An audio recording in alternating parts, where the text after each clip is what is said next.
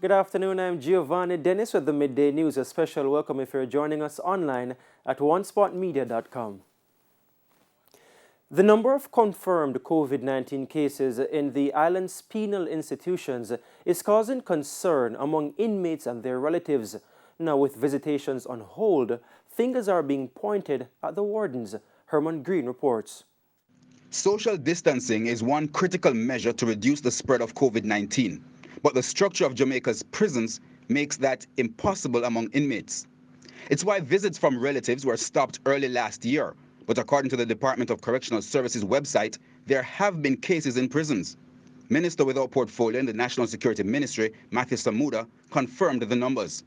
As we've published, we have 14 active cases. I believe they're at the Horizon Correctional Facility, well, remand center rather, and I believe one staff member, I don't recall where he is. So that's a total of 15 active cases in a population between staff and inmates of over 6,000. With no visitors coming in, inmates have been accusing wardens of bringing the virus to the prisons. Wardens have reportedly suggested that inmates may have contracted the virus when attending court. But Mr. Samuda says measures are in place to prevent a spread through court sessions by having case mention dates done digitally and prisoners quarantined or isolated after attending court physically. So are workers being careful? Mr. Samuda says yes, except for vaccine hesitancy. The level of hesitancy was a little disheartening, but our first target is to ensure that all of our correctional officers that want vaccines get access to it. We believe that that will help the hesitancy subside when they see that their co-workers itself, definitely have a few side effects, but come back to work stronger and more protected. We do intend, however, towards the end of this week into next week, with support from the JDF medical team, to offer significantly more access both to our correctional officers and indeed to our most vulnerable inmates, vaccine access. An assessment carried out by the Health Ministry has revealed a decrease in the number of positivity rate of the coronavirus across the island. In a media release on Wednesday, Health Minister Dr. Christopher Tufton noted that the positivity rate was at 10.8%. Now, that's the lowest on record since the start of the year. Meanwhile, Dr. Tufton says the 7-day moving average for April 21 to 27 for the positivity rate stood at 16.3%. He says citizen behavior now will determine future outcomes. Dr. Tufton is admonishing persons to adhere to the provisions under the Disaster Risk Management Act. 122 new cases of COVID-19 were recorded across the island on Wednesday. This pushes the total confirmed COVID-19 cases to 45,414. The positivity rate is now 15%. Meanwhile, 220 persons remain in hospital. 26 are critically ill. There are currently 23,337 active cases. The number of COVID-19 deaths remain at 770. Following a difficult 2020 with outbreaks of the coronavirus at BPO facilities across the island, the sector is now seeing an uptick in business. Last year, there was an outbreak at the Alarica call center in Portmore, St. Catherine, which led to criticism about compliance in the BPO sector. It forced BPOs to review their protocols and institute remote work options for their employees. But that was met with some backlash from the owners of those companies and privacy issues. Fast forward to 2021, and the president of the Business Process Industry Association of Jamaica, Gloria Henry, says the sector is now thriving. We have rebounded as a sector, and we've moved beyond our growth numbers that started the year. So, things are looking up for us. We're over 42,000 employees now in the sector. We have new members coming in, new offices open up in Montego Bay. Right here in Freeport, there's a new business that opened recently. Actually, 2 new entities opened recently. The Ministry of Education will be implementing an attendance app to monitor the level of absenteeism for schools.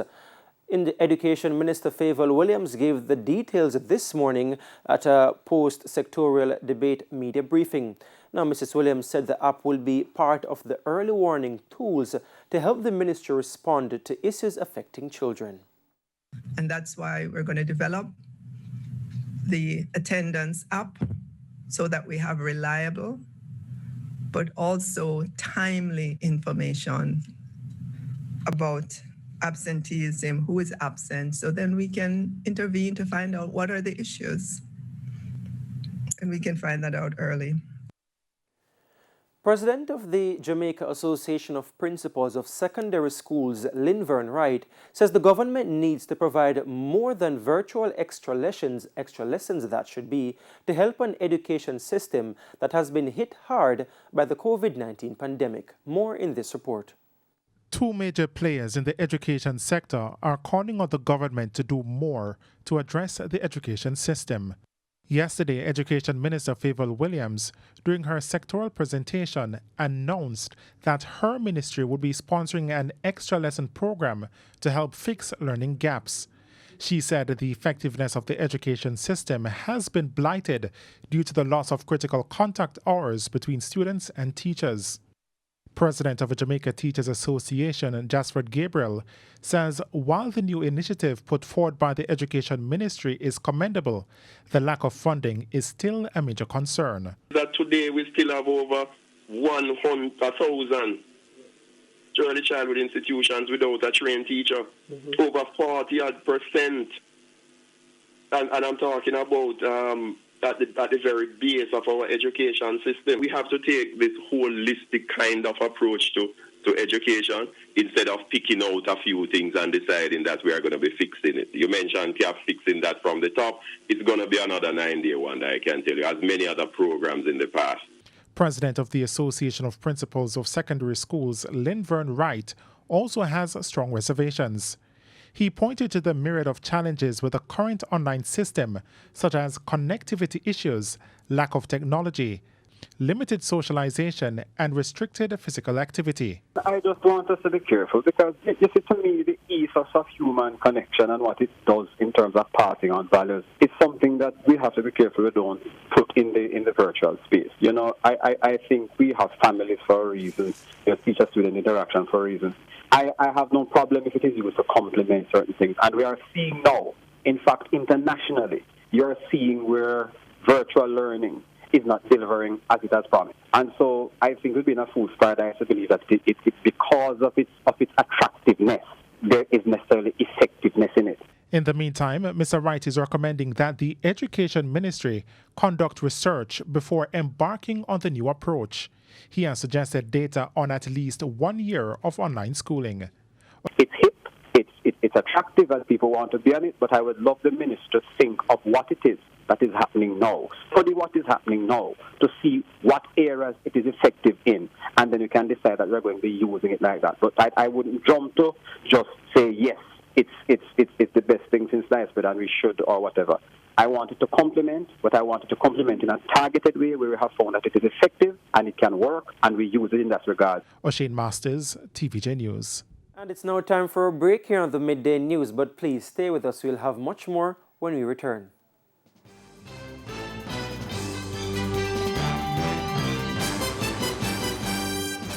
Welcome back. We're continuing the news. Farmers in St. Thomas are facing huge losses from a familiar foe. The Rural Agricultural Development Authority says dry conditions have caused a return of beet armyworms in sections of St. Thomas, and it might be too late to stop the adult pests. Krista Campbell explains. 2 acres of onions on one farm down the drain. A big loss from a tiny culprit. Beet armyworms have been literally having a field day in Hearties and Logwood in Yala St. Thomas. This crop here is just 6 weeks away from harvest, and if it continues like this, we won't have anything. We have loan to pay, or we are the loan people ain't going to work. Farmers say they are watching helplessly as the pests pillage through neighboring fields. They eat off all the leaves, and now that they have eaten the leaves, they are also eating the bulbs. which is the food and the onions. From February, I'm trying to fight it. Not even food we can buy. We want to buy chemical for worm. Senior Plant Health and Food Safety Officer at the Rural Agricultural Development Authority, RADA, Francine Webb, says since the major outbreak in St. Elizabeth and Manchester in 2009, beet armyworms have adapted to climatic and other conditions. They have shortened their life cycle based on the increase in temperatures and the food availability. She says the pests have also become tolerant to all the chemicals which used to be able to kill them, and so the St. Thomas farmers missed their window of opportunity to get rid of the worms. When the adults come in and lay the eggs on the leaves, the eggs hatch within 2 days, and within a short period of time, they pierce the leaves, go inside, they feed on the leaf. What they can be able to manage are the worms which will hatch from the egg sacs and the adults with the pheromone trap. Trenches can also be dug around your field so that you can target these worms which are coming across as well within the trenches, either with water or by treatment. She warns that the rains which usually follow the dry period at this time of the year cause rapid crop growth and also increase the worms' food supply. So RADA wants farmers to constantly monitor the leaves of their crops for worm eggs. And these egg sacs we're talking about between 50 and 150 eggs. And one particular female can lay well over 1,500 eggs.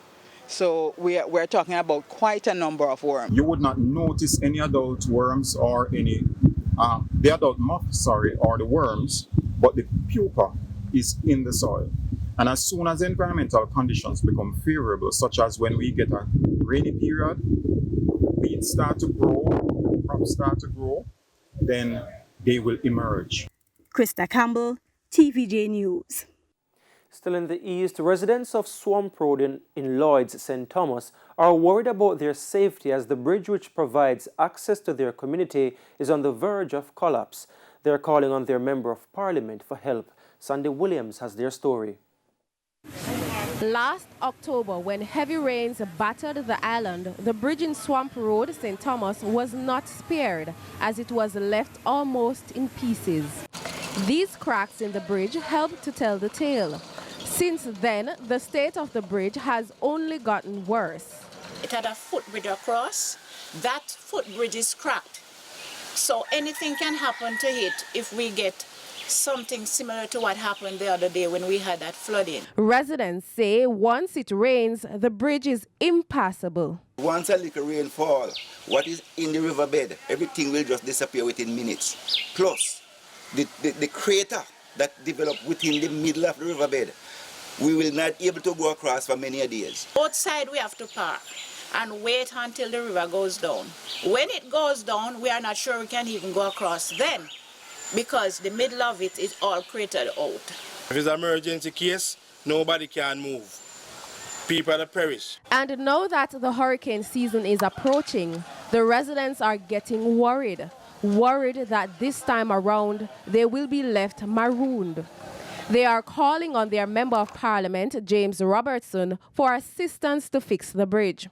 With all due respect, we are asking him, please, sir, if it is any at all possible, try your best to see what you can do for us in this community. If the bridge isn't ready yet, we can get a temporary fix done by the fording that we can pass to and from.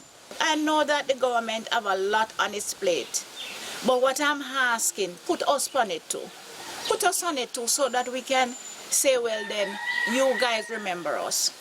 When contacted, Mr. Robertson said he's aware of the matter and has made representation in Parliament as well as to the National Works Agency. Sandy Williams, TVJ News.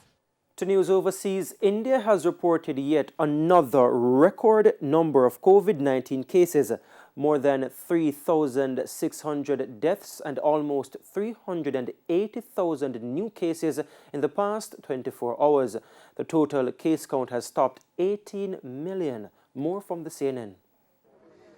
This is the Simapuri crematorium where the dead have to join a queue. Their relatives or friends have to take tickets from an office in order to get access to the crematorium that is dealing with about 150 people a day, almost all of them victims of the COVID pandemic, a pandemic that the government seemed to indicate earlier this year had somehow passed India by, that India had somehow reached a level of herd immunity that even countries that have vaccinated on a vast scale have not reached. Now, India's a net exporter of vaccines. People here squarely blame the government for this catastrophe that has unfolded.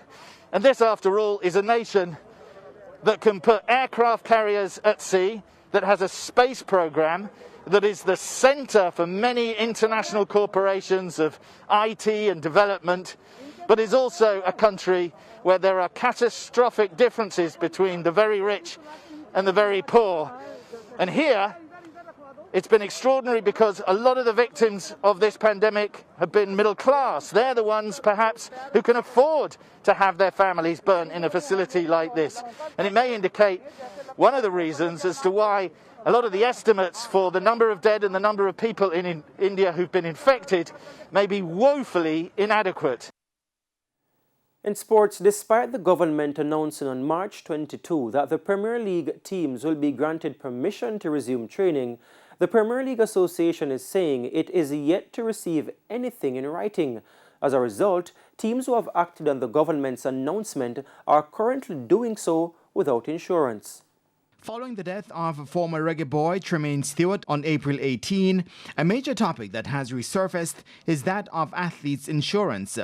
Unfortunately, Stewart did not have personal insurance at the time of his passing, neither was he insured by the Premier League Association of Jamaica, PFJL. According to General Manager of Dunbeholden FC, Paul Christie, the last club to which Stewart was signed, there was no insurance policy because of the uncertainty surrounding the start of the league. Based on this drawn out inability to get a date, Mr. Stewart's family will not be able to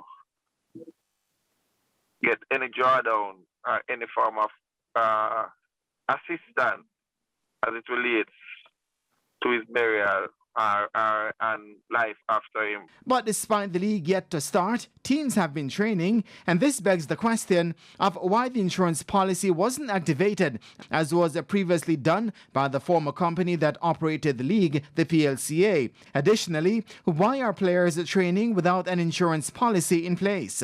Well, you have a valid point there, and I am not able to argue with that point. So, from that aspect, yes, you are so correct, you are 100% correct. It's a new company with new directors, new set of people, so it would require a new policy to be taken out.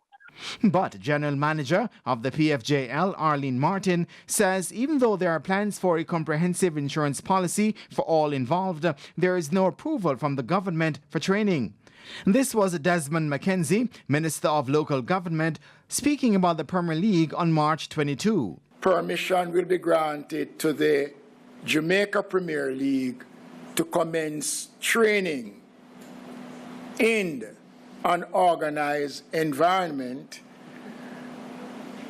once the Ministry of Health has agreed on the protocols. But Martin says they are yet to get a letter of approval for training, and as a result, like all the commercial partners with the PFJL this season, nothing can be initiated without approval from the government. And so we are in negotiation with or conversations with two insurance companies looking at providing, once the league season begins, comprehensive insurance programs for all the players and for other persons who may benefit as well. Meanwhile, Martin says the PFJL has agreed to partner with the Heart Institution of the Caribbean. They'll be providing services that will include heart screening. What we'll have here is annual screening of the players as well as members of the technical team, and that will cover not only the relevant tests but also consultations in order to identify and reduce the risk of any sudden cardiac death. And there will be additional medical services as well that would be provided based on the outcome of the heart screening. The last player to benefit from the Premier League insurance was another Dunbeholden player, Shamar Nairn, who died last year. And that's the Midday News. I'm Giovanni Dennis. Join us at 7 for Primetime News. On behalf of the news, sports and production teams, have a good afternoon.